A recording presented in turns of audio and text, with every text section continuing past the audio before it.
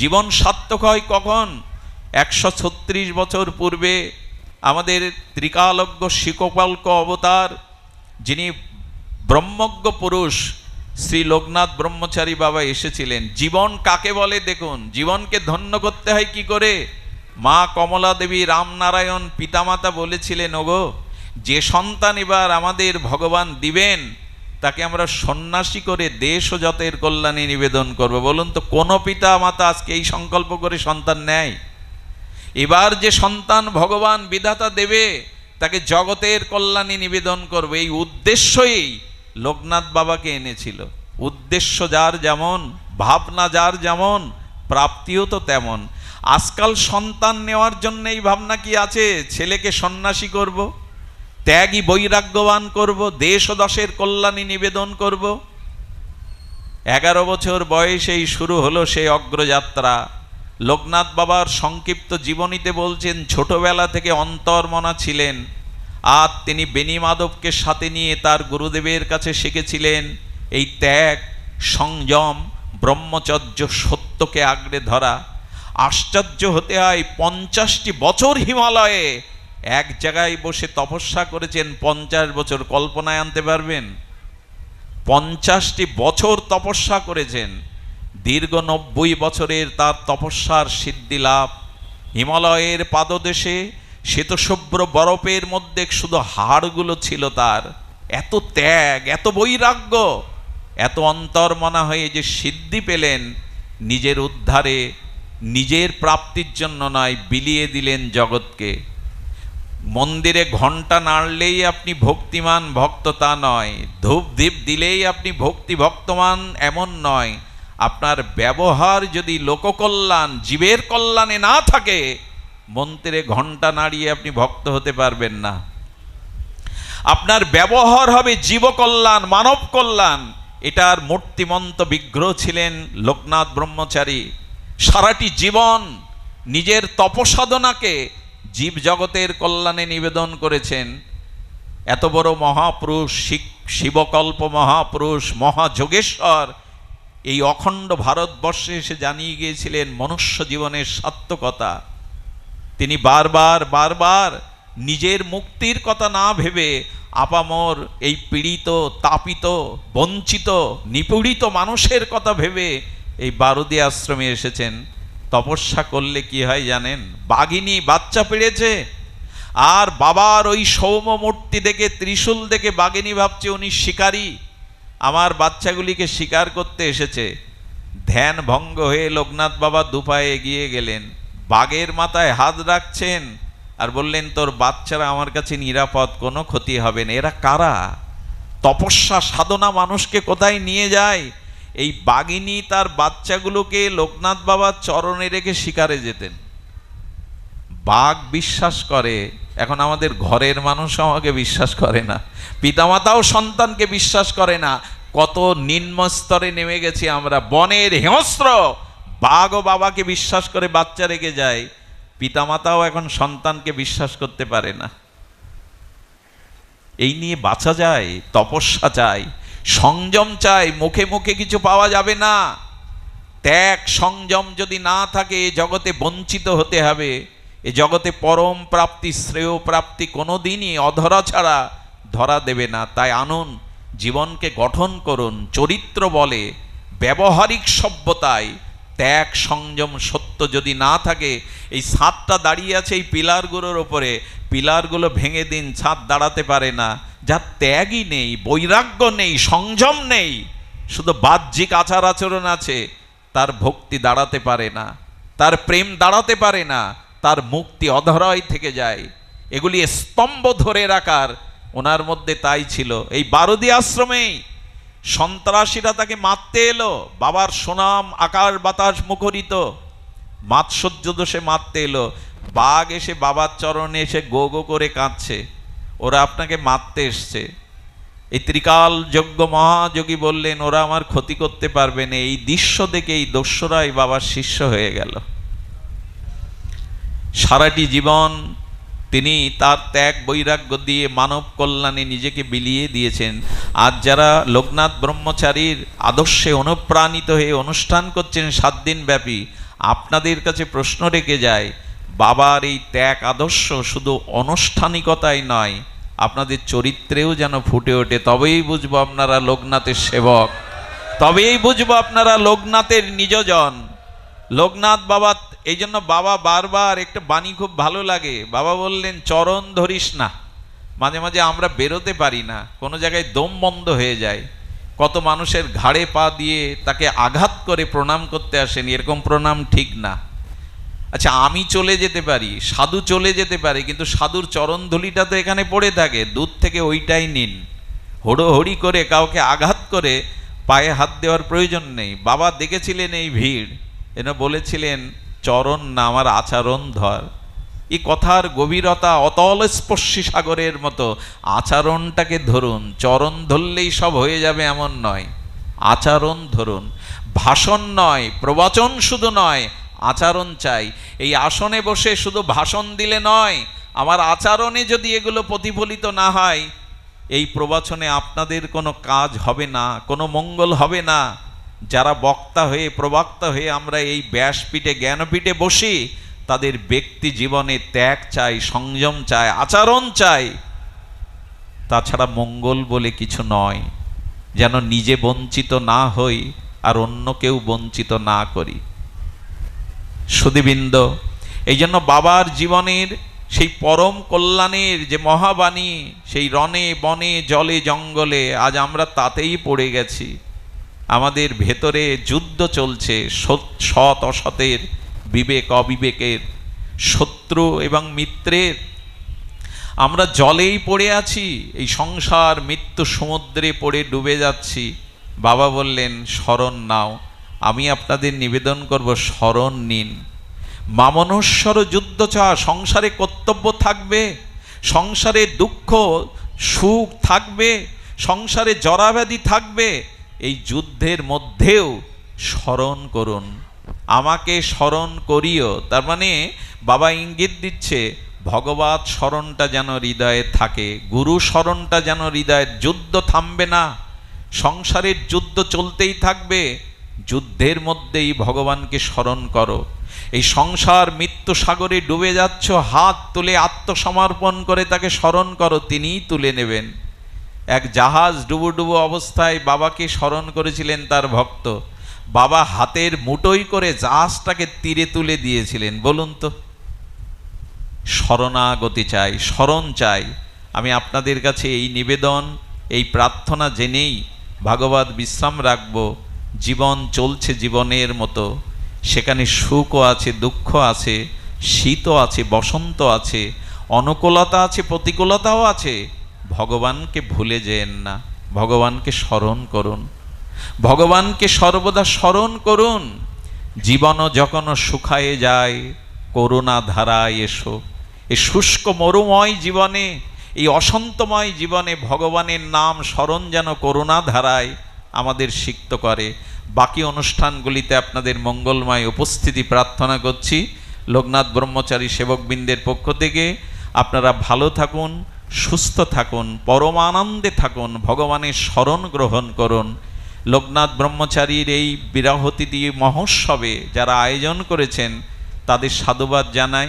আগামী দিনগুলোতে এই অনুষ্ঠান যাতে সার্থকমণ্ডিত হয়, এই প্রার্থনা করে আজকের মতো ভগবত এখানেই বিশ্রাম। শ্রীগুরু প্রেমানন্দে হরি। সুধীজন, আমাদের ধনঞ্জয় কৃষ্ণ দাসের গ্রন্থ আছে, ভাগবত গ্রন্থাদি আছে, আপনারা সংগ্রহ করতে পারেন। ধনঞ্জয় কৃষ্ণ দাসের কাছে গ্রন্থাবলী আছে, সংগ্রহ করতে পারেন।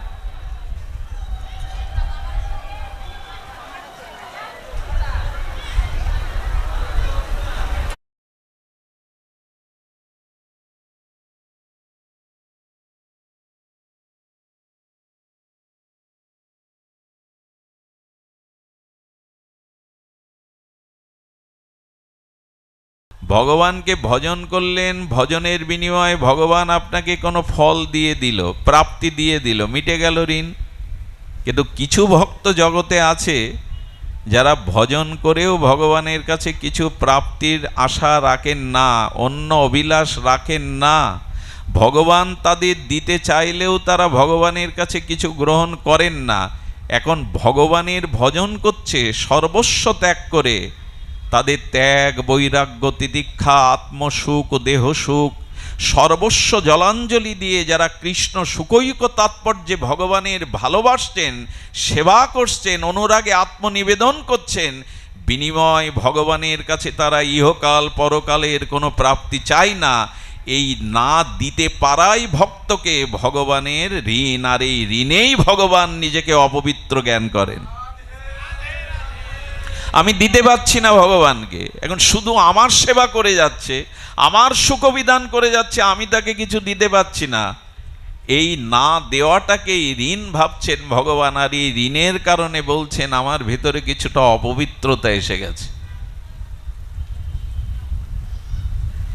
সব ভক্তই তো সমান নন, নিষ্কাম ভক্ত আছে যারা ভজন করেন কৃষ্ণ সুখের জন্য, পর্যবসন সকল কিছুই, দেহ ইন্দ্রিয় মন, বিনিময় কিছু চান না।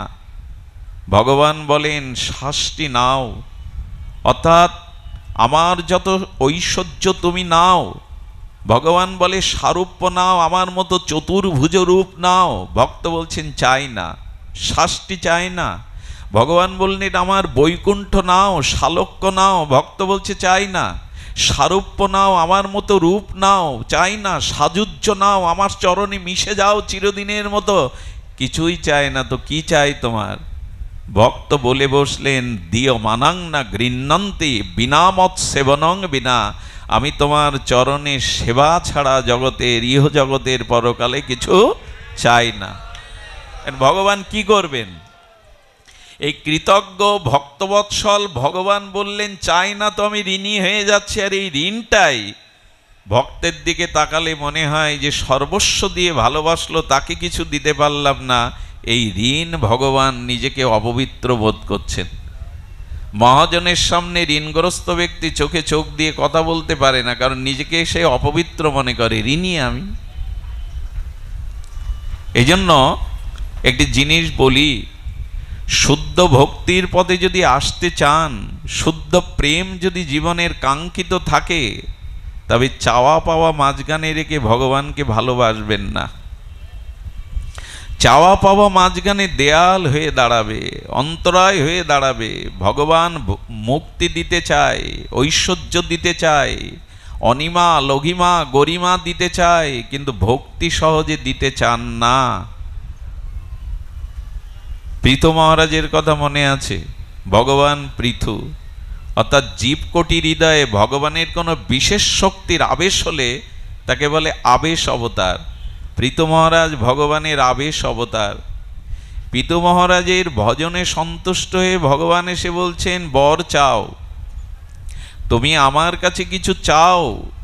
পৃথু মহারাজ একটু অপূর্ব কথা বলেছিলেন, ধ্যান দিন। পৃথু মহারাজ বললেন ভগবান, ভক্তের কাছে এসে যখন তুমি বর দিতে চাও, এটা তোমার ঠিক নয়। এই বস্তুটি, এই শব্দটি উচ্চারণ করা তোমার ঠিক নয়। বলে কেন ঠিক নয়? যে আমার ভজন করছে তাকে কিছু দিতে তো আমার মন চায়। বলে ওটাই তো ঘুলিয়ে ফেলেছ ভগবান। কাউকে কখনো বলবে না যে তুমি কি বর চাই, কিছু চেয়ে নাও, কারণ জীবের চিত্ত ক্ষুদ্র, জীবের চাওয়া পাওয়ার মধ্যে সংকীর্ণতা আছে। এই পার্থিব অধ্রুব অনিত্য লোকে জীব মান সম্মান চায়, টাকা পয়সা চায়, জাগতিক সুখ চায়। এর দ্বারা জীবের আত্মকল্যাণ হয় না, পরম প্রাপ্তি হয় না। এই ক্ষুদ্র মস্তিষ্কে, এই স্বার্থময় হৃদয়ে জীবের চাওয়াটা ক্ষুদ্র হয়ে যায়। তাই তুমি কিছু দিতে চাইলে জীব তোমার মায়ার কারণে, ত্রিগুণময়ী মায়ায় অভিভূত হয়ে এই জগতের অধ্রুব অনিত্য দুঃখময় বস্তুগুলো চাই, যা চিরন্তন নাই। কোনো জীবকে তুমি বলো না কি বর চাই। দেখুন ভক্তের অনুভূতি দেখুন। আমাদের কাছে ভগবান বললে কি বলতাম? তো বললেন কেন? বলে ভগবান পৃথিবীর যত মাথা আছে, ব্রহ্মা বিষ্ণু মহেশ্বর, তোমার মাথার উপরে বড় মাথা নাই। অর্থাৎ চিন্তা শক্তি, মঙ্গল শক্তি তোমার মস্তকে যা আছে, ইন্দ্রেরও নাই, দেবতারও নাই, ব্রহ্মারও নাই। তাই আচ্ছা, আমি ভজন করলে তাকে কিছু দিতে পারবো না পৃথু? বলে হ্যাঁ, দিতে তো পারবে, দিতে তো এসেছো, তবে বলো না কি চাই। জীব কিন্তু ভুল করে চেয়ে বসবে। যাতে তার আত্মকল্যাণ নাই। ভগবান তখন বলছে, তাহলে কি বলতে হবে বলো? বললেন, কিছুই বলার নেই, তবে তোমাকে এই নিবেদন, আমার যাতে মঙ্গল হয় তুমি তাই আমায় দাও, আমি যাতে তোমায় ভালোবাসতে পারি তুমি তাই আমায় দাও। শিশুপুত্র জানে না পিতামাতার কাছে কি চাইতে হয়, পিতামাতা তার মঙ্গল বিধান করেন। শিশু চাইবে তো আগুন, শিশু চাইবে ধারালো অস্ত্র, পিতামাতা কি তা দেয়? ক্ষুদ্র শিশুর এই বোধ নাই, এই চেতনা নাই কি তার মঙ্গল। সে সোনা পেলে সোনা ফেলে দিয়ে মাটির পুতুল নিয়ে খেলা করে। তুমি পিতা, তুমি শ্রেষ্ঠ, তুমি জীবের অশেষ গুণময় কল্যাণপেতক, ভক্তবাঞ্ছা কল্পতরু, যাতে আমার ভক্তি হয় তুমি তাই দাও, তুমি দাও, চাইতে বলো না কারো কাছে। খুব অনুভূতির কথা। আমরা ভুল করে চাই। ওরা চাহিতে জানে না দয়াময়, ওরা চাহে ধনজন আয়ু আরোগ্য বিজয়। ওরা চাহি, এই জন্য আমাদের চাওয়াটা ঠিক হয় না। আমার যাতে মঙ্গল, তুমি সেই ভক্তি দাও। পিতু মহারাজকে ভগবান অভয় মুদ্রা দিয়ে বলেছিলেন, ভক্তির অস্তু, তুমি ভক্তি লাভ করো। এই দেখলেন যে এর ভেতরে অন্য কিছু চাওয়া নাই। কৃষ্ণ সুকৈক তাৎপর্য ভগবানের সেবা ছাড়া সে কিছু চাই না। এই জন্য দয়া করে নিবেদন করব, ভগবানের কাছে ক্ষুদ্র কিছু চাইবেন না, ভারটা তার উপরে দিয়ে দিন। গোবিন্দ বললেন, ভক্ত কিছু না নেওয়াতেই আমি ঋণবদ্ধিতা হয়ে অপবিত্র মনে করি, তাই মনে করি ভক্তের চরণধুলি অঙ্গে পড়লে কিছুটা ঋণ মুক্ত হব, তাই তো আমি চরণধুলি মাখি। ভগবান ভক্তের আনুগত্য নিচ্ছেন, তবে কোন ভক্ত? এখানে একটু ধ্যান দিতে হবে। উনি কিন্তু বলেছেন শান্ত, মনি, নির্বৈর, সমদর্শিনা। এদের মতো ভক্তের, আমার মতো মাদিস জীবের নয় চরণধুলি ভগবান মাপতে যাবেন কেন? যারা শান্ত, যারা মনি, যারা নির্বৈর, যারা সমদর্শী, এদের মতো ভক্তের চরণধুলি ভগবান মাখেন। সুধীবৃন্দ, আমরা খুঁজ দিয়ে এসে যেন ভগবানকেই অন্বেষণ করি, অন্য কিছু না। একটা লীলা মনে পড়ল, বড় মার্মিক লীলা। আপনাদের মনে পড়ে চন্দ্রাবলীর কুঞ্জে গোবিন্দ এক নিশি যাপন করেছিলেন। ব্রজে চলে যান, হৃদয়টাকে ব্রজময় করে তুলুন, আনন্দময় চিন্ময় চিন্তামণি ভূমি শ্রীধাম আনন্দময় বৃন্দাবনে চলে যান। সেই নিকুঞ্জ মন্দির হতে রাধারানীর প্রেম নিকুঞ্জ মন্দিরে ব্রজনাথ ব্রজেন্দ্র নন্দন আনন্দমোহন প্রবেশ করেছে শ্যাম সুন্দর। আর চন্দ্রাবলীর সখী পদ্মা একটু রাধারানীকে, সখীদেরকে কিছুটা বিব্রত করবে বলে এসে বলছেন, বিশাখে বিশাখে তোমাদের কুঞ্জ মন্দিরে শ্যাম এসেছে কি? বিশাখে বলছে, কেন শ্যামের খোঁজ করছো? বলল, কাল সারা নিশীতে চন্দ্রাবলীর কুঞ্জে তোমাদের শ্যাম ছিল, আর রাতে নিশীতে নিকুঞ্জ মন্দিরে চন্দ্রাবলীর চরণে তোমাদের প্রাণনাথ, তোমাদের মনোহর গোবিন্দ সোনার নূপুর নিজে হাতে চন্দ্রাবলীর চরণে পরিয়ে দিয়েছিল। সকালে সখী চন্দ্রাবলী দেখছে একটা সোনার নূপুর আছে, আর একটা পাওয়া যাচ্ছে না। তাই জানতে এসেছিলাম কৃষ্ণ কি নূপুরটা নিয়ে এসছে, সোনার নূপুর, তাই নূপুর খুঁজতে এসেছি, কৃষ্ণ কি আছে? বিশাখা তখন ভেতরে ললিতাকে বলছে, ললিতা, পদ্মে আসছে, নূপুর খুঁজতে আসছে, সোনার নূপুর, কৃষ্ণ কি আছে? ললিতা ভেতর থেকে বলছেন, বিশাখা, এই বোকা কৃষ্ণটাকে ঘাট ধরে কুঞ্জ থেকে বের করে দে। একথা কেউ বলতে পারে ভগবানকে? এই বোকা কৃষ্ণটাকে ঘাট ধরে কুঞ্জ মন্দির হতে বের করে দে রাধারানীর চরণ থেকে। পদ্মা বলছে, কেন? বলে, কৃষ্ণ বোকা। ওরে, যারা কৃষ্ণ হারিয়ে, যারা সোনা হারিয়ে সোনা খুঁজতে আসে, কৃষ্ণকে খুঁজতে আসে না, এই বোকাদের সঙ্গ করা বোকা কৃষ্ণকে বের করে দে। এরা কোন স্তরের? বলে, যারা কৃষ্ণ হারিয়ে কৃষ্ণ খোঁজে না, সোনা হারিয়ে সোনা খোঁজে, এই বোকাদের সঙ্গ যারা করে সে বোকা ছাড়া কি ও রাধারানীর চরণের যোগ্য না? বের করে দে। আমরা সোনা খোঁজার লোক, কৃষ্ণ খুঁজি না। বিশাখা ললিতা বলছে এরা বোকা, এরা হীরা ফেলে দিয়ে কাঁচ তুলতে আসে। হীরা এবং কাচের টুকরো একরকম দেখা যায়, কিন্তু এরা হীরা ফেলে কাজ তুলতে আসে। হীরা ফেলে কাজ নেওয়াটা বুদ্ধিমানের কাজ নয়। এমনি করে নিকুঞ্জ মন্দিরে আর ভগবানের এই সখীবৃন্দ মঞ্জুরিগণ তারা এমনি করেই ভালোবাসেন, সোনা খুঁজতে আসেনি। তার কাছে ইহকাল পরকালেই কিছু চাই না। সেই শারদ পূর্ণিমা রাতে মলয় পবনে, সেই সুগন্ধি বাতাবরণে, যেখানে দিব্য চন্দ্রের কিরণমালায় বৃন্দাবনের প্রতিটি রেণুগুলো কর্পূরের মতো সাদা ধবধবে হয়ে গেছে, সমগ্র বৃক্ষমণ্ডলের মধ্যে শোভিত চন্দ্রকিরণে সুবাসিত, শরঋতুর ফুলের কুসুমগন্ধে বায়ু বাতাবরণে বয়ে চলেছে, সেই রাত্র দ্বীপ্রহরে শারদ পূর্ণিমায় শ্রীগোবিন্দের অনঙ্গমোহনের বংশী বেজে উঠল। সেই বংশীর সুরধ্বনিতে গোপীদেরকে ঘর থেকে তাদের গৃহ, তাদের সংসার, তাদের দেহধর্ম, তাদের কুলধর্ম, পতিব্রতা ধর্ম সব কিছুকে ছাড়িয়ে বংশী তাদের পুলিন, এই যমুনা পুলিনে বংশী বটে নিয়ে আসলো। আমি তো খুব দ্রুত বলে যাচ্ছি, মহাজনের অনুভূতি এনেছেন। আচ্ছা, কৃষ্ণের বংশীধ্বনির মধুর সুরধ্বনিতে ওদের কুল, ওদের শীল, ওদের পতিব্রতা, ওদের বেদধর্ম, সংসার ধর্ম সব ছাড়িয়ে আনলো কেন? রাজা মাঝে মাঝে দূত পাঠায়, অপরাধীর ঘরে যা কিছু আছে তা সব কিছু নিয়ে এসো, অপরাধীকে বেঁধে নিয়ে এসো। আসলে গোবিন্দের বংশী যেন গোবিন্দের চর, অনুচর। ওই বংশীধ্বনি অনুচর হয়ে জীবের ভাগ্যাকাশে কর্ণমূল দিয়ে যদি হৃদয়ে কারো প্রবেশ করে, ওই জীবের সর্বস্ব কেড়ে নিয়ে গোবিন্দের চরণে নিয়ে আসে তখনও বাসি।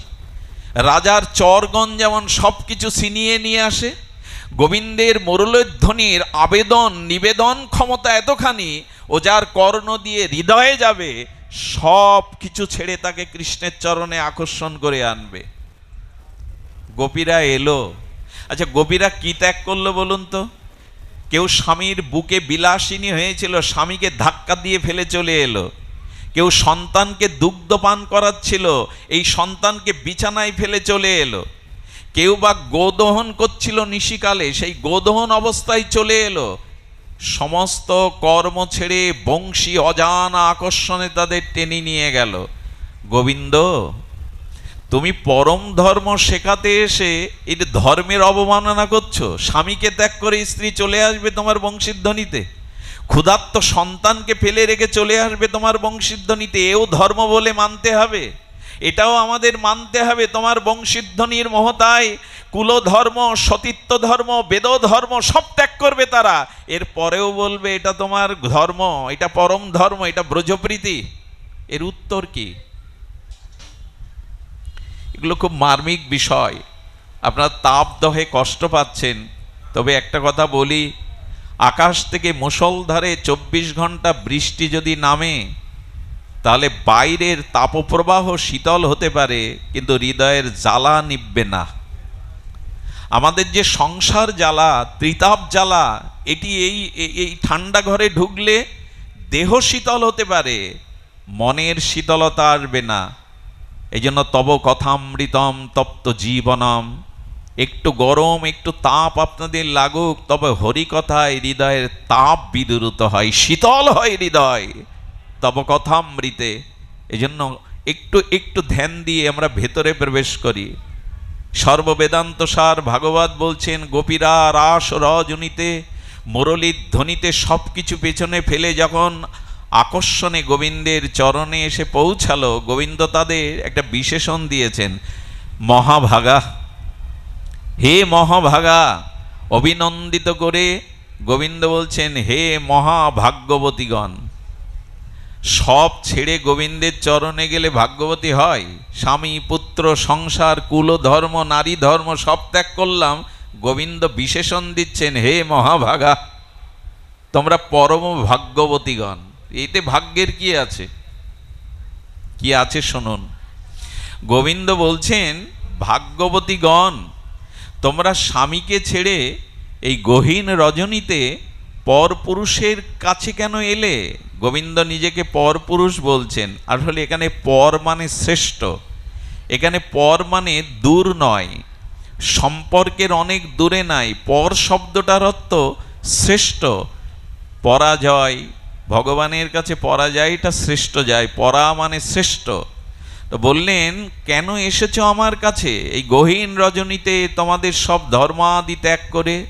জানো না, পতি সেবার থেকে নারীর জীবনে অন্য কোনো ধর্ম নাই। পতি অভাবী হোক, কুশ্রী হোক, যাকে অগ্নি বেদ সাক্ষী করে বরমালা দিয়েছো সেই তোমার দেবতা। কেন কুলধর্ম ত্যাগ করছো? কেন বেদধর্ম ত্যাগ করছো? বেদ বলেছে পতিপরায়ণা পতিব্রতা হতে, বেদ বলেছে সংসার সেবা সংসার গড়তে। তোমরা কুলনারী কেন এসেছো? অনেকক্ষণ ধৈর্য ধরে রাধারানী এবং গোপী বধূ সুন্দর, দেখুন এই গোপী কথা বলতে গিয়ে মাঝখানে একটা কথা আপনাদের চরণে নিবেদন করি। আমি অনুরোধ করছি, গোপী কথা রাধারানীর মঞ্জরি ভাব সাধনার কথা যখন বলবো, কেউ যেন জগতের কোনো এই প্রাকৃত রক্ত মাংসের পিণ্ড নারীর কথা ভেবে বসবেন না, তাহলে আমিও অভিশাপে ডুববো, আপনারাও শেষ হবেন। গোপী শব্দ যখনই আমরা বলবো বৃন্দাবনের গোপীগণ, তখন আমাদের দেশের মেয়েদের মায়েদের রক্ত মাংসের দেহ ভাবলে কিন্তু অভিশাপ নেমে আসবে। তাহলে ওরা কি কি দিয়ে গড়া? আচ্ছা, অসুর নাশিনী দেবী দুর্গা, তাকে আমরা কি জ্ঞান করি? কি জ্ঞান করি? জগৎ জননী তো। তাকে কি আমাদের মায়েদের মতো মেয়েদের মতো জ্ঞান করি, যে আমাদের ঘরের স্ত্রী পুত্রে স্ত্রী কন্যার মতো করি কি? সকলেই তাকে আদ্যাশক্তি দেবী ভাগবতী বলি, এবং ওই দৃষ্টিতে দেখি, রক্ত মাংসের দৃষ্টিতে দেখি কি দুর্গাকে? দেখি না। রক্ত মাংসের দৃষ্টি কেন দেখি না? কারণ ভগবান বিষ্ণু ব্রহ্মা দেবতাদের তেজ থেকে এই দুর্গার উৎপত্তি হয়।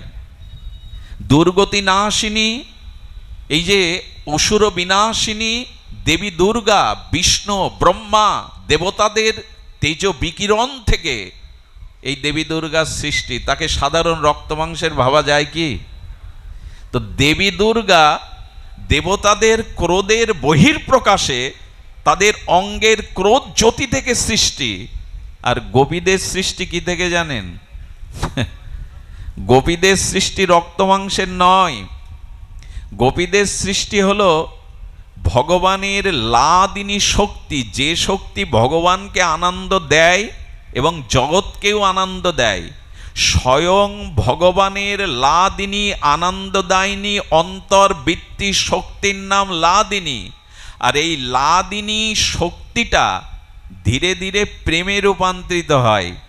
প্রেম থেকে স্নেহ হয়, মান হয়, প্রণয় হয়, ভাব হয়, মহাভাব হয়। আর এই মহাভাবের আকার হলেন গোপীগণ। এজন্য আজকাল নামযজ্ঞের আসরে অনেক জায়গায় রাস অনুকরণ করে অভিনয় করে দেখানো হয়, একজন কৃষ্ণ সাজে একজন গোপী সাজে। খবরদার, রাধা মাধবের উজ্জ্বল উন্নত এই প্রেমরসকে বুঝতে গেলে মেধা চাই, গুরু কৃপা চাই, তপস্যা সাধনা চাই, ভাগবত অনুভূতি চাই। যত্রতত্র রাধা কৃষ্ণ সেজে এই রাসলীলা করতে গিয়ে সনাতন ধর্মকে অনেক পিছিয়ে দেয়া হয়েছে। আমাদের মানস নেত্রে রাধা মাধবকে আমরা জগতের প্রাকৃত নায়ক নায়িকা ভাবতে শুরু করেছি। তাদের লীলাকে প্রাকৃত পার্থিব কামলীলার সাথে তুলনা করে আজকের প্রজন্ম অনেকখানি পিছিয়ে পড়েছে। এর কারণ রাধা মাধবের নিত্য অপ্রাকৃত চিন্ময় অপ্রাকৃত লীলা, এই লীলাকে সাধারণ রূপে প্রকাশ করা উচিত নয়। আচ্ছা, দুধ থেকেই তো দই হয়, দই থেকেই তো মাখন হয়, মাখন থেকে তো ঘৃত হয়, তত্ত্ব তো দুধ। তেমন শ্রীকৃষ্ণের অন্তরঙ্গা লাদিনী শক্তি, এই শক্তি পরিণতিতে দুধ যেমন দধি মাখন ঘৃত হয়, তেমন শ্রী গোবিন্দের লাদিনী আনন্দ দায়িনী স্বরূপবৃত্তি শক্তি, এটা প্রেমের রূপ নাই। প্রেম থেকে মান, প্রণয়, রাগ, অনুরাগ, ভাব, মহাভাবে গড়া এই গোপীগণ। এদের সাধারণ নরনারী ভাববেন না। এখানেই আগে সতর্কতা, এরা সাধারণ নয়, ভাব দিয়ে গড়া। আরে আখ থেকে তো রস বেরোয়, রসটা জাল দিন গুড় হয়, গুড় থেকে আরো উন্নত হয়ে চিনি হয়, চিনি জাল দিতে দিতে দানা পড়ে মিশ্রি হয়, মিশ্রিটা আরো জাল দিলে সীতা মিশ্রি হয়। প্রেম, ভাব, অনুরাগ দিয়ে এদের দেহ গড়া। এরা কাম কামনার প্রাকৃত জড়ীয় রক্ত মাংসের দেহ এদের নয়। সুধীবৃন্দ, এই জন্য গোপীরা ছুটে এসেছেন। ললিতা বিশাখা বলছেন, শ্যাম তুমি বংশীধ্বনিতে ডেকে এনে বলছো কেন এসেছো ঘর ছেড়ে, পতি ছেড়ে? তবে তোমাকে একটা কথা বলি, যারা পথ জানে চেনে তাদের পথ দেখাতে এসো না। গোবিন্দকে ললিতা বলছেন, যারা পথের সন্ধান জানে তুমি তাদের পথ দেখাতে বোকামি করো না। আমরা জানি আমাদের জীবনের পথ কোনটা, তোমার চরণে আসায় আমাদের পথ। আমরা পথ চিনে গেছি, আমাদের পথ চেনাতে এসো না। বলে স্বামী ত্যাগ করে এলে, সংসার ধর্ম ত্যাগ করে এলে, বেদ ধর্ম ত্যাগ করে এলে। বলো কিছুই ত্যাগ করিনি, আমরা কোনো কিছুই ত্যাগ করিনি, যা যথাযথ আমরা সেটিই করেছি। সুধীবৃন্দ, আপনাদের একটা কথা বলি, এই জগতে ভগবান ছাড়া কোনো পতি নাই, ভগবান ছাড়া কোনো বন্ধু নাই, ভগবান ছাড়া আমাদের প্রিয়, অন্তরতম প্রিয় আর কেউ নাই, কেউ হতেই পারে না। আচ্ছা লক্ষ্য করুন তো, গোবিন্দ পতি সেবার কথা বলছে, কিন্তু প্রকৃত পতি কে? এটা যদি বিশ্লেষণ করেন, একটু অনুধাবন করেন, প্রকৃত পতি জগতের রক্ত মাংসের কেউ হতে পারে না। আচ্ছা, রাজার ছেলে যুবরাজ, কিন্তু তার মধ্যে আত্মা বিয়োগ হয়েছে, মারা গেছে। এখন ওই যুবরাজ, সেই যুবরাজ মৃত শরীরটাকে কোনো কুমারী মালা দিয়ে বরণ করে প্রতিবরণ করবে? মায়েরা করবেন কি? কোনো মৃত যুবরাজকে গলায় মালা দিয়ে প্রতিবরণ করতে পারে কোনো মেয়ে? গোপীগণ বলছেন, তুমি পতি, পরম পতি। কেন জানো? তুমি যদি আমাদের পতিদের হৃদয়ে আত্মারূপে না থাকতে, ওই মরা শরীরটাকে তো আমরা বরণ করতাম না। পতি সেবার কথা বলছো কৃষ্ণ, তবে শোনো ব্রজেন্দ্রনন্দন, শোনো, আমরা প্রকৃত পতির কাছে এসেছি, ওরা সব ছবি পতি। আমি এখন মারা গেলে আমার শ্রাদ্ধ বাসরে আমার একটা ছবি দেয়া হবে, ওই ছবিতেই শ্রাদ্ধ করা হবে মালা চন্দন দিয়ে, আমরা ছবি। কথাটা গোপীগণ বলছেন পতি সেবার কথা বলছো। আচ্ছা, পতি যারা তোমার পরমপতি তত্ত্ব জানে না, যারা তোমার পরমপতি মহিমা শাস্ত্র জ্ঞান যাদের নাই, যারা জানে না এই তত্ত্ব, তারাই ওই পতি সেবা করছে। কিন্তু যেদিন জানতে পারবে প্রকৃত পতি তুমি, প্রকৃত পতি বা প্রকৃত সেবা তোমার জন্যই, সেদিন তারা অন্য পতি না তোমাকেই সেবা করবে। কথাটা কিন্তু ভুল বুঝবেন না, ব্যাখ্যাটা ধীর স্থিরভাবে সিদ্ধান্ত শুনুন। আচ্ছা, একজন সতী নারী পতির সেবা কতদিন করে? যতদিন সে বেঁচে থাকে। মরে যাওয়ার পর ওই দেহটাকে আর আদর করে রেখে সেবা যত্ন করে তো ঘরে রেখে? কেন করে না? পতির দেহ তো আছে, পরমপতি নাই, সেবা করছে কার? কার সেবা করতে হয়? পরমপতি যদি না থাকে, এই পতি কোথায়? এ তো ছাই, এই পতি তো শ্মশানের ছাই, এই পতি তো মাটির নিচে কিরমিকিট, এই পতির দেহটা সিগাল কুকুরে খেলে বিষ্ঠায় রূপান্তরিত হবে মলমূত্রে। সেই দেহের কিসের সেবা? তুমি আছো বলেই তো সেবা করতে পারি। ততদিন পতি সেবা যতদিন পতি জীবিত আছে। তুমিই পরমাত্মা। এই জগতে বন্ধুর সেবা কতদিন করবেন? যতদিন বন্ধুর হৃদয়ে পরম বন্ধু গোবিন্দের সত্তা আছে, আত্মা আছে, ততদিন তো বন্ধুর সেবা। নাহলে মৃত বন্ধুর কে সেবা করবে? এই জন্য তুমিই পরমপতি। আচ্ছা, বেহুলা সাবিত্রীর কথা আমাদের মেয়েদের মায়েদের আজও চোখে জল আনে। যখন বেহুলার চরিত্র ভাসান গাওয়া হয় না, যখন সাবিত্রীর চরিত্র আলোচনা হয় না, সামাজিক শাস্ত্রে এদের স্থান অনেক উঁচুই। কম কথা জমের দোয়ার থেকে স্বামীকে ফিরিয়ে আনা, কম কথা স্বামীর হাড়গুলোর থেকে আবার বেহলা স্বামীকে ফিরিয়ে আনলো। আমাদের মেয়েদের মায়েদের চরিত্রে সামাজিক শাস্ত্রে বেহলা সাবিত্রীর স্থান অনেক উঁচুই। তবে একটা খুব শক্ত কথা বলি, শক্ত কথাটা মস্তিষ্কে আর বুদ্ধি দিয়ে নেবেন।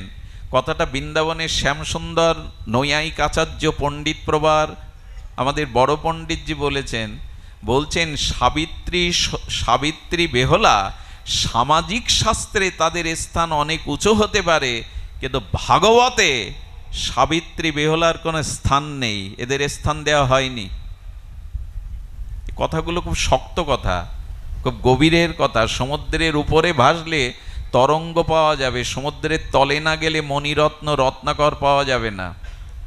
অর্থাৎ সাবিত্রী এবং বেহুলা সামাজিক শাস্ত্রে তাদের থেকে সতী কেহ নাই। আজও মেয়েদের মায়েদের চিত্তে তাদের দ্রবীভূত হয়ে চোখে জল এনে দেয় তাদের আত্মত্যাগ, মৃত স্বামীকে জীবন দান। কিন্তু ভাগবত বলছে ওদের স্থান ভাগবতে নাই। কেন জানেন? সাবিত্রী যমরাজের কাছে কি চাইল? স্বামীকে চাইল, আর কি চাইল? শত পুত্র চাইল। স্বামী দাও, শতপুত্র দাও, আর শ্বশুর শাশুড়ি গৃহের তাকে যারা সুখ পায়। আচ্ছা, এই চাওয়াগুলির মধ্যে ভগবানকে সেবা করা, ভগবানকে আনন্দ দেওয়ার কোনো চাওয়া আছে? একটু কথা বলতে হবে এবার আপনাদের। নিজের সুখভোগ ছাড়া, নিজের ইন্দ্রিয় চরিতার্থ বৃত্তি ছাড়া ভগবানকে সেবা করবার আনন্দ দেওয়ার কোনো ব্যবস্থাতে আছে? যারা ভগবানকে সেবা না করে নিজের আত্মসুখ চায়, এটার নাম কাম। কৃষ্ণ সুখৈক তাৎপর্য, তার নাম প্রেম। আর আত্মসুখ বাঞ্ছা, একে বলে কাম, কামনা। ভাগবতে গোপীদের পাশে এদের স্থান হয়নি। এদের দৃষ্টান্ত ভাগবত শাস্ত্র দেয়নি। এরা আত্মসুখ চেয়েছে, ভগবানের সেবা সুখ তাৎপর্য চায়নি। এ জীবন ব্যর্থ যারা শুধু সংসারকে ভালোবেসে গেল, জগদীশ্বর ভগবানকে ভালোবাসা দিতে পারল না। যারা শুধু দেহের সুখ চাইল, ভগবানের সুখ চাইল না, এদেরকে কামনা বাসনা প্রহিত জীব বলা হয়েছে। আত্মসুখ বাঞ্ছা, আত্মেন্দ্রিয় প্রীতিবাঞ্ছা তারে বলে কাম। কৃষ্ণেন্দ্রিয় প্রীতিবাঞ্ছা ধরে প্রেম নাম। কৃষ্ণ সুখৈক তাৎপর্য, ভগবানের সুখের চাওয়া, এরা কিছু চায়নি। এই জন্য এদের দৃষ্টান্ত চৈতন্য চরিতামৃতে, ভাগবতে, মহাভারতে আসেনি। আর বেহলাও চাইল তাই, নিজের ভোগ সুখ বাসনা, এতে ভগবানকে আনন্দ দায়নি কোনো প্রাপ্তি চাওয়া এর মধ্যে নাই। এই জন্য বহু মানন করে কবিরাজ কৃষ্ণ গোস্বামী চৈতন্য চরিতামৃতে গোপী প্রেমকে বোঝাতে গিয়ে সিন্দুর বিন্দু একটা দৃষ্টান্ত দিয়েছে। দৃষ্টান্তটা আপনাদের শুনতেই হবে কষ্ট হলেও। গোপী প্রেমের তুলনা দিতে গিয়ে দৃষ্টান্ত দিকে সিন্ধু থেকে বিন্দুর মতো একটা কণা দৃষ্টান্ত দিয়েছেন। এই দৃষ্টান্তটা কি জানেন?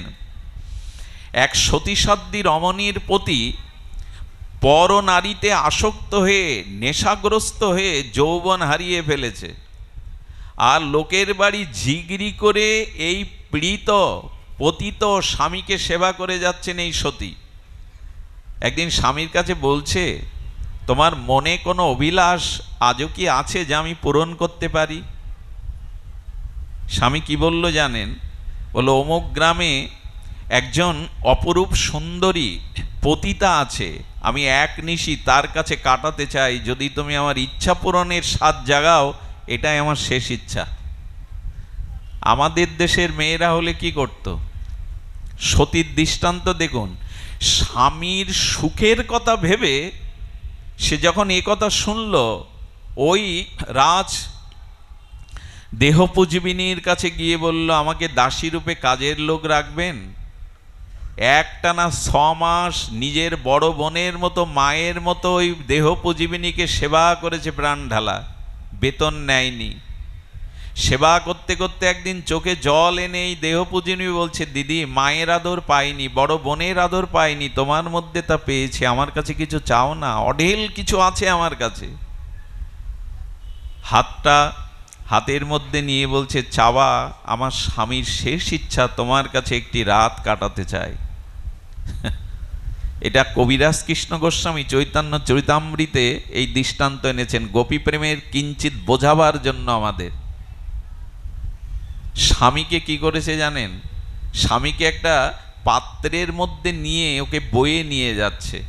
একজন ঋষি তীরের ওপরে জঙ্গলে তপস্যা করছিলেন, আর এই স্বামীর পা দুটো ওই পাত্রে থেকে ঝুলে পড়েছে। পায়ে তো বল নাই, এই পাটা ঋষির গায়ে লেগে গেল। ঋষি বলল, কে রে? এত তীব্র কঠোর তপস্যার যন্ত্রণার মধ্যে আবার কে পদাঘাত করলে আমাকে যন্ত্রণা দিয়ে নাড়িয়ে দিলি? তবে যে ব্যথা দিলি, আমি অভিশাপ দিলাম, আগামীকাল সূর্য উদয়ের সাথে সাথে তোর যেন মৃত্যু হয়। এই সতী তার পতিকে নামিয়ে বলছেন, ঋষিবর, এত বড় দণ্ড আপনি দিতে পারেন না। এই লঘু অপরাধে গুরুদণ্ড শোভনীয় নয়। আমার পতি সে অসুস্থ, অজানাক্রমে চরণ লেগে গেছে, আপনি ক্ষমা করে দিন। বলে, ঋষির বাক্য তীরের মতো, একবার তীরন্দাজ যদি সেটা ছুড়ে দেয় আর ফিরে আসে না। কাল সকাল সূর্য উদয়ের সাথে সাথে তোর মৃত্যু হবে, এই অভিশাপ ফিরে আসবে না। বলে, তবে শুনুন, আমার চোখের জল অনুরোধ যখন আপনার চরণে দয়া সৃষ্টি করতে পারল না, তবে আমিও বললাম, আমি যদি প্রকৃত স্বামী সোহাগিনী হই, প্রকৃত সতী নারী হই, আগামীকালের সূর্য উদয় ঘটবে না। আমিও এটা সূর্যকে জানালাম, ওঠেনি। এই সূর্য উদয় হয়নি। একজন সতীর মহিমা এ জগতে অনেক বড় বিরল। সতী সাধারণত নয়, সতী 4 প্রকার বলেছেন। তবে আমি সেদিকে না গিয়ে বলি, প্রকৃত সতী যেখানে, এখানে ঐশ্বর্য দায়িনী দেবী লক্ষ্মী, বিদ্যা, সৌভাগ্য, সুকৃতি এসে উপস্থিত হয়। একজন সতী যেখানে, সেখানে শান্তি থাকে, স্বস্তি থাকে, পবিত্রতা থাকে, কল্যাণ থাকে, মঙ্গল থাকে, শ্রেয় অবস্থান করে। একজন সতী যেখানে, সেই মাটিটা ভগবানও ধ্বংস করার ক্ষমতা রাখেন না। সতীর মহিমা এইভাবেই বর্ণনা হয়েছে। পৃথিবীর অন্যতম শ্রেষ্ঠ সতী হলো অরুন্ধতী, বশিষ্ঠ দেবের স্ত্রী। এই অরুন্ধতী নামটা নিলেই, সতীর নামটা নিলেই মানুষের বিঘ্ন নাশ হয়। এই জন্য এখনো আমাদের শাস্ত্রে আছে, প্রভাতে উঠে পঞ্চ সতীর নাম নিলে তার বিঘ্ন নাশ হয়। তো সতীর এই অভিশাপে সূর্য উদয় হয়নি। ব্রহ্মা, বিষ্ণু, মহেশ্বর, সৃষ্টি স্থিতি প্রলয়কর্তার মস্তিষ্ক নড়ে গেল। আর এই ধরিত্রী তো ধ্বংস হয়ে যাবে যদি সূর্যের উদয় না হয়। ব্রহ্মা এসে বলছেন, ঋষি অভিশাপ ফিরিয়ে নিন। বলেন, সম্ভব না।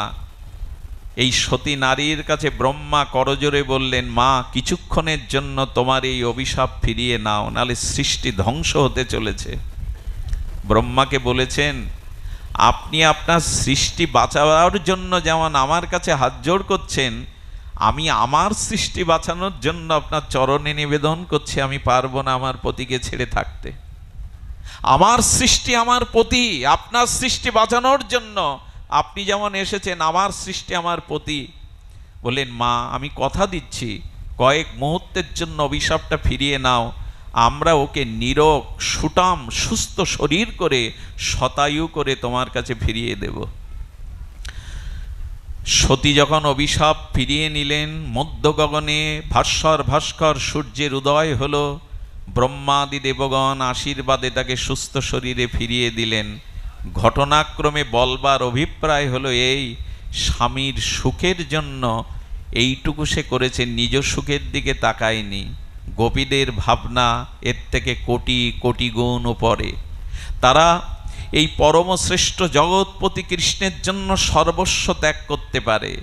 তবে হ্যাঁ, যারা সর্বস্ব গোবিন্দের জন্য ত্যাগ করতে পারে, তাদের সর্বস্ব প্রাপ্তি হয়। ভগবান তাদের গ্রহণ করেন, তাদের কুলে, কুশকুলে যারা থাকে তাদেরকেও গ্রহণ করেন। সুধীবৃন্দ, এই জন্য জীবনের মূল বন্ধু, জীবনের মূল পতি এক ভগবান। ভগবানকে ছাড়া এই জগতে প্রকৃত পতি, প্রকৃত বান্ধব, প্রকৃত কারণ কি জানেন? মৃত্যুর পরে জীবাত্মার সাথে এই পরমাত্মাই সঙ্গী হয়। ধন, টাকা, স্ত্রী, পুত্র পরকালে কেউ আপনার সঙ্গী হয় না। এই জন্য ভগবানই বান্ধব, ভগবানই পতি, ভগবানই আমাদের একমাত্র সুহৃদ, ভগবানই আমাদের একমাত্র আশ্রয়, আর কেহ নয়। এইটি কবে বুঝবো বলতে পারেন? এই ভাবনাটা কবে আসবে? তুমি আমার সব। শূন্য দিলে তো শূন্যই হয়, বাম পাশে এক বসান। যার জীবনে ভগবান নাই, যার জীবনে ভগবানের আরাধনা, উপাসনা, উপলব্ধি নাই, এ জীবন ব্যর্থ, বৃথা মাত্র, যন্ত্রণা মাত্র। তাই নিবেদন করব, এত কথা বলার অভিপ্রায়, ভগবান ভক্তি ভক্তমান, ভগবান ভক্তেরও আনুগত্যে নিয়ে চলেন, ভগবান ভক্তির আনুগত্য নিয়েই চলেন। আর সেই ভগবানকে ভজনা করতে হবে। কিন্তু ভজনটা কি? ছোট্ট করে বলেই এই তাপদহে বিলম্বিত হয়ে গেছে ফরিদপুর থেকে এখানে আসা। আমার নিজের মন্দিরে, বোধাটা দাদা শিবকালী মন্দিরে এখন নামযজ্ঞের অন্তিম দিন, সেখানে আমি নাই, এটা আমার অপরাধ। তবু কথাটা দেওয়া আপনাদের চরণে না এলে অপরাধ হতো। সংক্ষিপ্ত করে যদি বলি, আসুন, আমাদের উপাস্য, আমাদের আশ্রয় তত্ত্ব, আমাদের ভাগবতের প্রতিপাদ্য বিষয়, আমরা ভগবত চরণকে স্মরণ নেই। আর সেই ভগবত চরণ একমাত্র আমাদের যে পতিত উদ্ধারণ ও পতিত পাবন লীলাতে, সেটি হলো আমাদের গৌর গোবিন্দের চরণ আশ্রয়। নিত্যানন্দ গৌরচন্দ্রের যে অপর অনার্পিত চরীর করুণা দান, এটি আমাদের অন্তিম প্রতিপাদ্য বিষয়। সুধীবৃন্দ, তবে এই পথে যদি আসতে চান, প্রেম ভক্তির পথে, আমি হাত জোড় করে করজোড়ে একটা নিমতি করব, অভিমানের বোঝাটা, অহংকারের বোঝাটা একটু নিচে নামাতে হবে। এই পথের প্রথম সত্য হলো আমাদের মস্তিষ্কে যে অভিমান, অহংকার, এর বোঝাটা নিচে নামানো হলে প্রগতিশীল ভক্তির পথে আমরা কেউ আসতে পারবো না। আচ্ছা শুনুন তো, একদিন গোবিন্দের মাথার মুকুট, রাখাল রাজা মুরলীধারী গোবিন্দের মাথায় ময়ূর পিচ্ছ মুকুট আছে, আর গোবিন্দের চরণে কি আছে মা? নূপুর। একদিন নূপুরের সাথে গোবিন্দের মুকুটের কিছু সংলাপ শুনুন। বিদ্যাপতি তুলে ধরেছেন, অপূর্ব সংলাপ। যদি বলেন নূপুর কথা বলে, মুকুট কথা বলে, শ্রী গোবিন্দের চিন্ময় অঙ্গে যা যা আছে সব সন্দিনী শক্তি, সবাই কথা বলতে পারে, সবাই চিন্ময়। মুকুট ডেকে ডেকে বলছে, ও নূপুর, সারা জীবন তো ধুলামাখা পায়ে লেগে থাকলি, আমার শ্রেষ্ঠত্ব দেখ। আমি গোবিন্দের মস্তকে শোভিত হচ্ছি, আরে শ্রেষ্ঠত্ব তো আমার। মুকুট বারবার বোঝাতে চেষ্টা করছে, স্বয়ং শ্রীগোবিন্দের মস্তকে আমার শোভা। আরে আমার থেকে ধনী, আমার থেকে শ্রেষ্ঠ কে আছে? এমন গর্বিত জায়গায় আমি আছি, আমার থেকে শ্রেষ্ঠ কেউ নেই, কারণ এই মাথা সহজে কোথাও নত হয় না। নূপুরের উত্তর কি জানেন? নূপুর বলছে, ভুল, তোমার ধারণা কিছুটা অভিমানের, অহংকারের, তুমি জানো না বলেই বলছো। শোনো তবে, যে চরণে থাকে সেই শ্রেষ্ঠ। বলে মানতে পারছি না, যে ওপর তলায় থাকে সেই তো শ্রেষ্ঠ। আচ্ছা, নিচের তলার মানুষ কখনো ওপরের তলায় না গেলেও জীবন ধারণ করতে পারে কিনা, বেঁচে থাকে কিনা? ওপর তলায় যেতেই হবে, বাঁচবো, এরকম কথা আছে নাকি? কিন্তু ওপর তলার মানুষকে বাঁচতে গেলে নিচে আসতে হবে কিনা? আসতে হবে কিনা? আসতেই হবে। আচ্ছা, সোনার কলস, কিন্তু গ্লাসটা ছোট, কলসকে নত হতে হয় কিনা গ্লাসের কাছে, নাহলে জল পাবেন? মাঝে মাঝে নত হতে শেখেন, নতিটাই উন্নতি এনে দেয়। চরণের নূপুর বলছে, তুমি অভিমানী, অহংকারী, তাই মুকুট, তুমি অভিমান করছো তুমি শ্রেষ্ঠ। আচ্ছা, একটা কথার উত্তর দাও তো, ব্রহ্মা, শিবাদি, দেবগণ, যক্ষ, রক্ষক, সমস্ত ঋষি, মুনি, মনীন্দ্র আর জ্ঞানীন্দ্র সকলেই প্রণাম করে তোমার মুকুটে না গোবিন্দের চরণে? প্রণাম কোথায় করে? কেন তুমি মুকুট মাথায় করতে পারে না প্রণাম? দেবতা ঋষি মুনি মনীন্দ্র যোগীন্দ্র মহেন্দ্রগণ, চতুরানন ষড়নানন সকলেই তো এই চরণ বন্দনা করে, এই চরণের ধুলি নেওয়ার জন্য যুগ যুগান্তর তপস্যা সাধনা করে। চরণই শ্রেষ্ঠ, কারণ এখানেই মাথা নোয়ায়। মুকুটের চিত্তে এতক্ষণে মনে এলো, তাই তো প্রণাম তো কেউ মাথায় করে না, আরে প্রণাম তো চরণেই করে, চরণের নূপুরই শ্রেষ্ঠ। মুকুট তখন বলছেন, আমার অভিমান দূর করে তুমি আমাকে ওই চরণ ধুলির যোগ্যতা দিয়ে দাও। অভিমান নামাতে হবে, অভিমান না নামালে এ পথে কিছু নেই। আমি অমুক তমুক, এই অভিমানই আমাদের সব শেষ করে দিল। পাত্রে পাত্রে ভরা থাকলে পাত্রে কি নেবেন? পাত্র যদি পরিপূর্ণ থাকে ওটা নেওয়া যাবে না, খালি করতে হবে। অভিমানটা শূন্য হন, অহংকারটা শূন্য হন, তবেই তো কিছু নেওয়া যাবে। মুকুটকে তখন নূপুর বলছে, একটু ধ্যান দিন। নূপুর তখন মুকুটকে বলছে, মুকুট চরণের ধুলি যদি চাও তবে ওই মাথা জগতে কারো কাছে নত হয় না, একমাত্র লাদিনে অধীশ্বরী রাধারানীর চরণেই নত হয় ওই মাথা। ওই মাথা একমাত্র রাধারানী প্রেমময়ীর চরণেই নত হয়, আর কোথাও হয় না।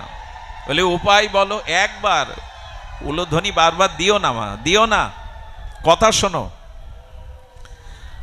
আমি ওরকম বক্তা নই বারবার উলোধ্বনি জয়ধ্বনি দেওয়ানোর, বরঞ্চ ওতে কথা বাদ পড়ে যায়। ধ্যান দিয়ে শুনুন, দিতে হয় মাঝে মাঝে, অনেকের অলসতা কেটে যায়, ঝিমানি ঘুম নিদ্রা কেটে যায়, হরিধ্বনি দিতে হয়, তবে একবার দিও। মুকুট তখন বলছে উপায় করো, করুণাময়ীর চরণের দৃষ্টি কি করে বলবো? খাড়া হয়ে আছো তো দৃষ্টি যাবে কি করে? এক কাজ করো, বামে বেঁকে যাও। রাধারানীর কোন পাশে আছে গোবিন্দের? বামে আছে। বলে একটু বামে হেলে যাও, অহংকারটা একটু নত হও, বামে হেলে যাও। বলে বামে হেললে কি হবে? বলে বামে হেলে গেলে রাধারানীর চরণটা দেখতে পাবে। আর ওই দিকে তাকিয়ে থাকো, করুণাময়ী এমন যে গোবিন্দ প্রেমময়ী করুণাময়ী লাদিনী অধীশ্বরী রাধারানীর চরণ বুকে নিয়ে মাঝে মাঝে কাঁদে। কারণ কি জানেন? রাধারানী গোবিন্দের প্রেমগুরু।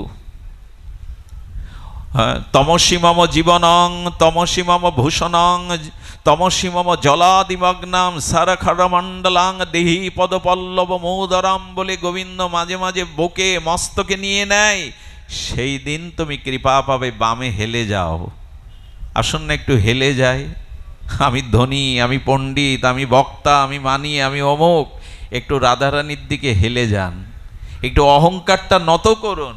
তখনই নূপুর বলবে, এভাবে চেয়ে থাকো, কবে করুণাময়ীর চরণে তার মতো অবনত মস্তকেই ধুলা পেয়ে তুমি ধন্য হবে। আসুন অভিমানটা নামাই। অভিমানটা যদি না নামাতে পারি তবে কৃপা থেকে বঞ্চিত। আমি প্রবচনে বলেছি, এই রাজপথে যদি চিনির গাড়ি উল্টে গিয়ে চিনির বস্তা ছিঁড়ে সব চিনি পড়ে যায়, কোনো শিল্পবতী কোটিপতি ওই চিনি কোড়াতে যায় না, কাঙালরা যায়। ছোট ছোট পাত্র নিয়ে কাঙালরা ওই চিনি কোড়াতে যায়। মহাপ্রভু বললেন, আমি ওই রাধা প্রেমটাকে ভাণ্ডার চুরি করে এনেছি। গোবিন্দ কি বললেন? গোবিন্দ চাইলেন রাধা প্রেম কৈসন রাধা প্রেমা কৈসন মধুরিমা। আচ্ছা, রাধারানী আমাকে সেবা করে, আমাকে ভালোবেসে আমার রূপের মাধুর্য কি পেয়েছে? আমার তো পাওয়া হয়নি। তাই কৌতুকী গোবিন্দ এই রাধারানীর ভাবকান্তি নেওয়ার জন্য চুরি করলেন। আচ্ছা, গোপীরা বলল, তুমি রাধারানীর ভাবকান্তি চুরি করলে কেন গোবিন্দ? হে প্রাণনাথ, কেন চুরি করলে? চুরি করলাম কেন জানেন? আমি চাইলে তোমরা সব দিতে না, চাইলে যদি সব না পাওয়া যায় তখন মানুষ দস্যুবৃত্তি করে, সব কেড়ে নেবে বলে। তাই গোবিন্দ বলছেন, রাধারানীর প্রেম ভাণ্ডার আমাকে অল্প দিতে চাইলে, তাই তো চুরি করে সব ভাণ্ডার নিয়ে নিলাম। কি নিয়ে নিল? রাধারানীর ভাব আর কান্তি। এই রাধারানীর ভাবকান্তি নিয়ে গোবিন্দ গৌর হলেন। রাধা কৃষ্ণ মিলিত তনু, রসরাজ মহাভাব মিলিত তনু, শ্রী গৌরাঙ্গ। এই গৌরাঙ্গই এলেন রাধারানীর করুণা নিয়ে, ভাব নিয়ে। এই জন্য তাকে করুণায় অবতীর্ণ বলা হয়। অনার্পিত চরিত প্রেম এই দেওয়ার জন্য মহাপ্রভু এসেছিলেন। জাতি ধর্ম বর্ণ নির্বিশেষে চৈতন্য মহাপ্রভু সূর্যালোকে সূর্যের মতো সনাতনের প্রতিটি শাখায় চৈতন্যের কাছে ঋণী। কে এনেছিল এই হরিনাম, কে এই সংকীর্তন ধর্ম দিল, কে জগাই মাধায়ের মতো পতিতকে বিনা অস্ত্রে প্রেম ভক্তি দিল, একমাত্র নিতাই চৈতন্য। আজকে চারিদিকে বিশ্বব্যাপী যে হরিনাম, আজকের এই যে ভাগবত, আজকের এই যে আনন্দবাজার, আজকের এই যে সংকীর্তন ধর্ম, প্রতিটি হিন্দু নরনারী চৈতন্যদেবের কাছে ঋণী। সেই 500 বছর আগে শ্রীকৃষ্ণ চৈতন্য নবদ্বীপে এই নাম প্রেম ও ধর্ম প্রচার করে জাতি ধর্ম নির্বিশেষকে এক কাতারে এনেছিলেন। মধ্যযুগের জাতীয় সংকীর্তন, পথ সংকীর্তন এই হরিনাম। আজ প্রতিটি সনাতনী সম্প্রদায়ের মধ্যে এই হরিনামকেই যুগধর্ম বলা হয়েছে। এটা মহাপ্রভুর অবদান। মহাপ্রভুকে অস্বীকার করে সনাতন কোনো সভ্যতা টিকে থাকতে পারে না। এই জন্য মহাপ্রভুর অবদান এই নাম ও প্রেম। এই ভাগবত জগতে চিন্তনা যদি মহাপ্রভু ভাগবত সাক্ষাৎকার না করাতেন, এই জন্য চৈতন্য মহাপ্রভু প্রেম অবতার, কারুণ্য অবতার, কাকে না কৃপা করেননি তিনি। আমাদের মিথিলার কবি বলেছেন, কত বিদগত জন রস অনুমান অনুভব কাহকে না পেকো, বিদ্যাবতী কহে প্রাণ জোড়াইতে লাখে না মিলিল একো। কত বিদ্বান আছে, কত পণ্ডিত আছে, কত বিদগ্ধ জন আছে, কিন্তু প্রাণ জোড়াবার কোনো মানুষ পায়নি সেদিনের মানুষ। সারা পৃথিবীতে বিদ্বান পণ্ডিত শিক্ষা সব ছিল, প্রাণ জোড়াবার মতো অনুভূতি প্রেম ছিল না। কোটিতে একটাই মেলেনি, বিদ্যাবতী কহে প্রাণ জোড়াইতে লাখে না মিলিল একো। সেই লাখের মধ্যে, কোটির মধ্যে নিতাই চৈতন্য এসেছিলেন আপামর সবাইকে এই প্রেম দিতে। যারা গৌড়ীয়, যারা ইস্কন, যারা গৌড়ীয়, তারা যদি মনে করে নিতাই গৌর আমাদের সম্পদ, এটি ভুল সিদ্ধান্ত। আপামর সকলকের জন্যই মহাপ্রভু এই হরিনাম এনেছিলেন। মহাপ্রভু জাতিভেদ না, চণ্ডাল ব্রাহ্মণে কোলাকুলি করিয়েছিলেন। কার ভাগ্যে এটা হয়েছিল? কে করেছিল? সেই জাতির নিপীড়ন, উচ্চ বর্ণের অত্যাচারে নিম্নবর্ণের যখন সনাতনীরা সব ত্যাগ করছে ধর্ম, মহাপ্রভু তখন চণ্ডাল ব্রাহ্মণ করে কোলাকুলি। কবে বা ছিল এই রঙ্গ? মহাপ্রভুর ভক্তদের দিকে তাকান, কেউ থোড় বেচা, খোলা বেচা, শূদ্র ব্রাহ্মণের সাথে চণ্ডালের কোলাকুলি করে প্রেম বিতরণ করেছেন। এই জন্য চৈতন্য যুগে, নিত্যানন্দ করুণার যুগে আমরা যেন বাদ না পড়ি। সেই প্রেমের ভাণ্ড মহাপ্রভু ঢেলে দিয়েছেন রাস্তায়, তবে অহংকার শূন্য কাল ভক্তরাই পাবে। মহাপ্রভু বললেন, প্রেমের বন্যায় আমি ডুবিয়েছি, রাস্তায় প্রান্তরে এই প্রেম আমি বিতরণ করেছি। কে পাবে? কাঙাল যারা, অভিমান শূন্য যারা, অহংকার শূন্য যারা, তারাই এই প্রেম পাবে। সুধীবৃন্দ, আসুন অভিমান ত্যাগ করে, আমাদের গর্ব দাম্ভিকতা ত্যাগ করে আমরা অবনত মস্তকে এই প্রেম ধর্মকেই গ্রহণ করি। ভগবানকে ভালোবাসা অনুরাগ দিয়ে জীবনটাকে সার্থক করি।